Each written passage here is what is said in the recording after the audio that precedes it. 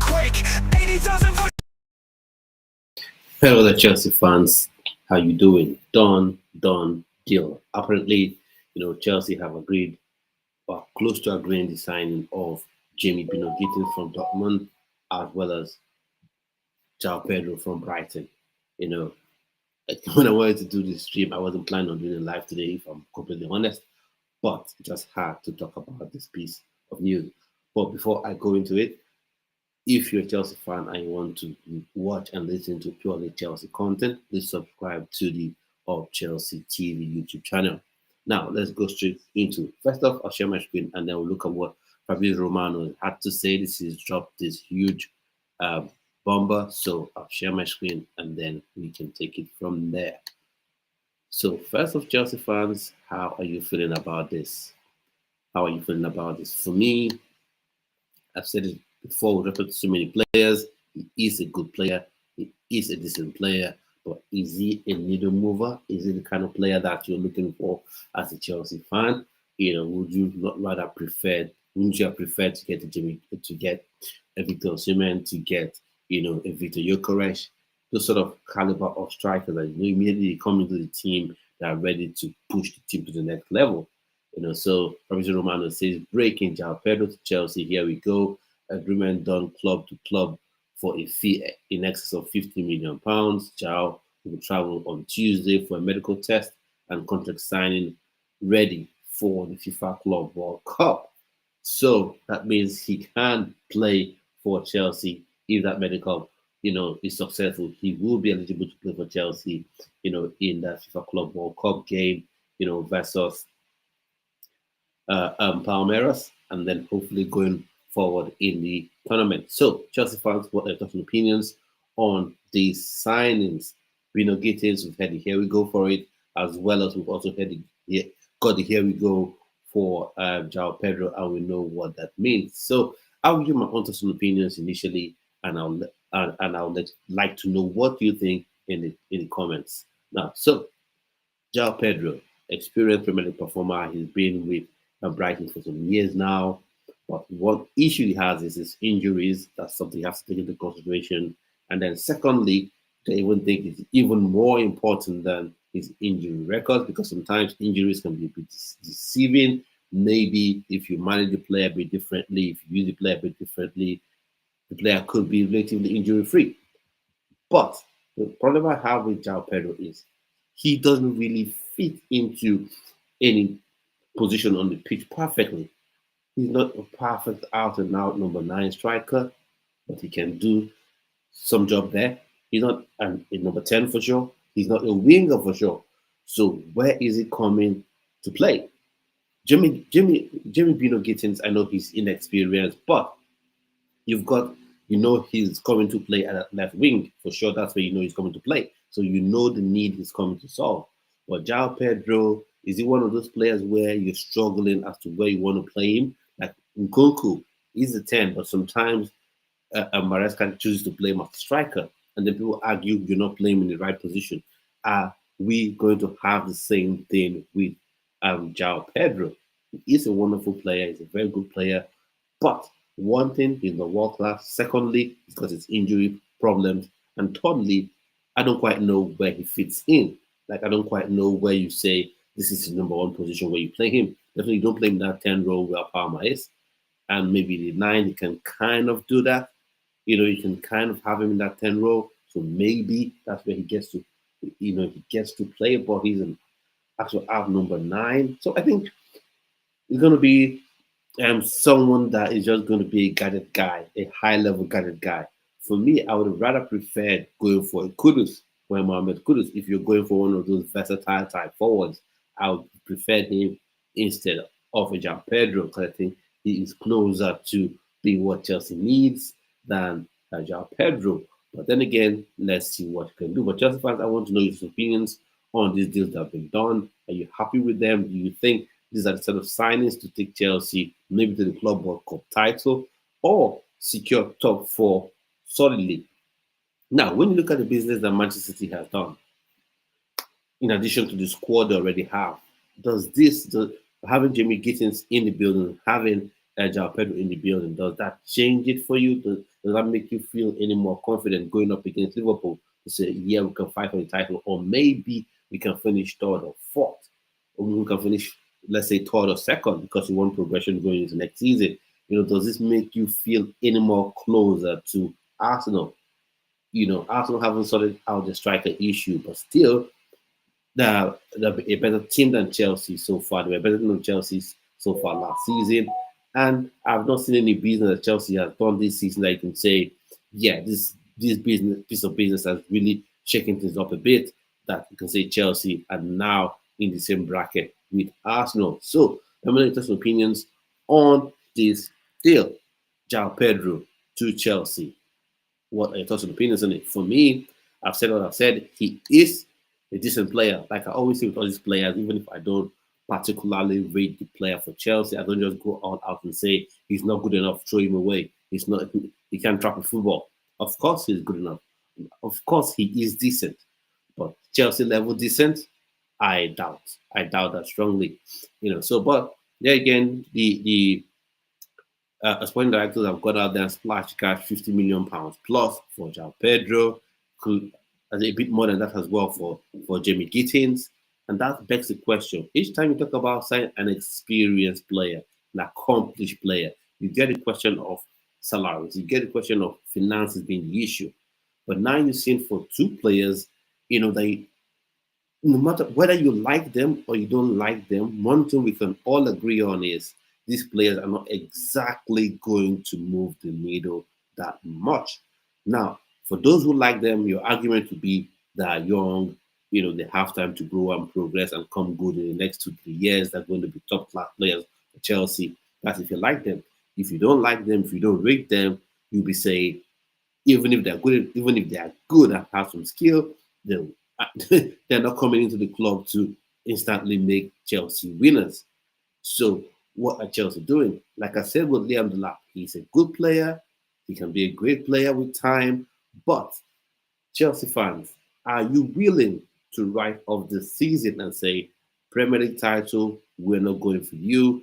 Champions League, we're not going for you. We're happy to, finish, in the top four. Then our top four finish, maybe win the Carabao Cup and happy days. Because I have to say this, when you sign players that are young, when you sign players that are inexperienced at the highest level, you're going to get these ups and downs, whether people choose to like it or not, whether people choose to say you're just being overly critical. That's just the truth. You're going to have the ups and downs with these players. And when you have these ups and downs, that means some crucial games you could be losing. You could be losing some crucial games and thereby lose some crucial points. And that just means you fall short of winning the big honors going into next season. Now, the question I want to ask, let me know. Liverpool has Florian Wirtz. Liverpool has Mo Salah already in the building. They've got Jeremy Frimpong in the team. They've got Kekej in the team, in addition to Luis Diaz already there. So, do you think these signings that Chelsea have made so far this season, i.e., Liam Delap, Jamie Gittens, and Joao Pedro, when the latter two are confirmed, do you think this brings Chelsea closer to Liverpool? And then you look at Man City, the signings they've done, Aid Nori at left back, they've got Ryan Sheck in the building, Omar Mamouche came on, joined them this January, this past January in the winter transfer window. So does that bring Chelsea, the signings Chelsea have made, has it brought Chelsea closer to Man City? Now, let's be honest about it. Has it? And then, if the window was to end right now, what would your expectations be of the team of Enzo Maresca? What would be a successful season for you as a Chelsea fan? The deals are done. We've headed here. We go from Fabrizio Romano, who for some reason people just want to find a way to say he's wrong, but he is human. He's not a spirit. He's not a god. So every now and again he could be wrong, but everyone knows 99% of the time he is right. So I don't know why people try to argue. So as he said, here we go. That means here we go. And come Wednesday, all things being equal, Joao Pedro becomes a Chelsea player. Jimmy Gittens closely following becomes a Chelsea player as well. So the question I'm asking still remains: do you think these signings Delap, Gittens, Joao Pedro, in addition to Palmer, in addition to Madueke, Pedro Neto. Do these signings bring Chelsea closer, to Liverpool? Does this mean Chelsea can compete for the title? Maybe not win it, but actually compete for the title. Say 3 games to go in the league, 4 games to go in the league. You're still in with a shout, a mathematical shout of winning the league title. Do you think the signings have done that? For me, no. I think Chelsea can be in the top 4, secure the top 4 position. Secondly, Enzo Maresca, please just do the right thing, in my opinion. Do the right thing. And by that I mean stop playing players out of position. Stop playing players in wild positions. That's what I would say to Enzo Maresca. You've got this team, the midfield is stacked. You've got the likes of Esugo, Andre Santos. You've got Caicedo already there. You've got Lavia there already. You've got Enzo in that midfield. There's no need to play fullbacks in there. Now you're being given strikers, or you're being given forwards at least. Liam Delap, Maguire, Jackson is still in there. And then you have it, of course, Gittens joining on the wings. Joao Pedro probably, I don't know, he's going to be one of the versatile forwards, but you've got forwards. Play them in their rightful positions. Play these players in their rightful positions. You don't want to have another situation where you're fighting every day to protect the ball, because what people don't know when they try to sort of protect Maresca or say everything he does is right is you're protecting the ball, you're protecting Clearlake, you're protecting Egbali and the rest of them, because when players are played out of position, you have people who would say, I'll admit, like me, who would say, come on, Gusto playing in midfield, that's not right. But if you have Gusto playing at right back and struggles at right back, then you can say he's the right back the sporting director signed for Chelsea, signed for Maresca, and he's struggling. That means the fault lies on the table. Bino Gittens, if indeed he's played as a winger, we've got that question. And now let's ask ourselves, what impact Jamie Gittens can have on Chelsea. He's exciting. He's got pace. He's got skill. Can go either way. But one problem we've always had, with the Chelsea wingers is, and this comes more from Enzo Maresca than the wingers, is this: the wingers always get doubled up on because you have the fullback stuck in midfield.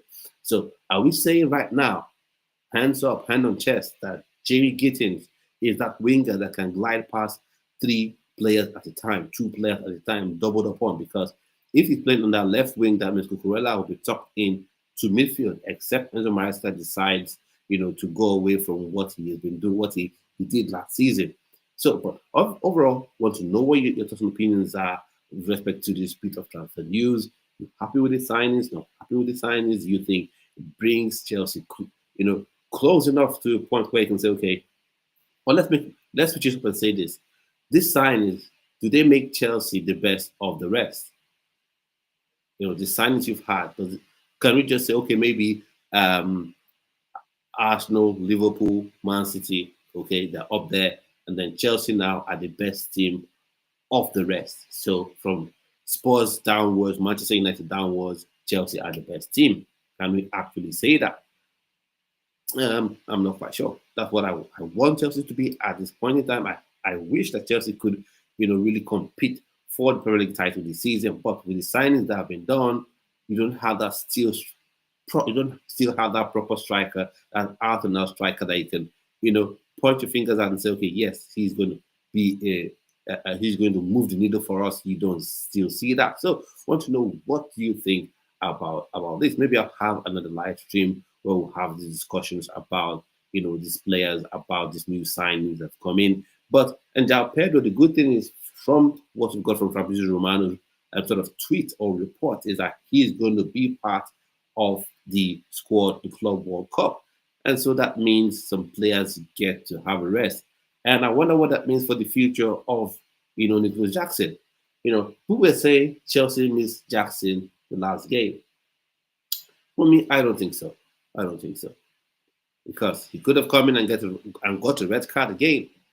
He could have come in, kicked someone in the shin, and got sent off.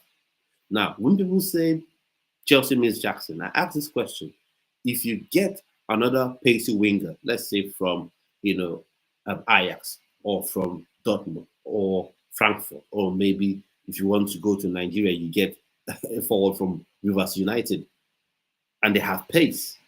Are you saying these pacey players wouldn't do what Jackson is doing? Because when people say Chelsea miss Jackson, what they talk about is his pace, his ability to use his pace to stretch play. Other than that, nothing so impressive in my opinion. Because in terms of being a striker, he hasn't hit those marks. He hasn't hit those marks. So that means having Joao Pedro in the building already, in addition to Liam Delap, um, I think that spells, I wouldn't say quite doom, but I think that just may be the writing on the wall for Nicholas Jackson. Either you come good, clean up your act in terms of discipline issues and your footballing display on the pitch, because that's what people don't get about Jackson.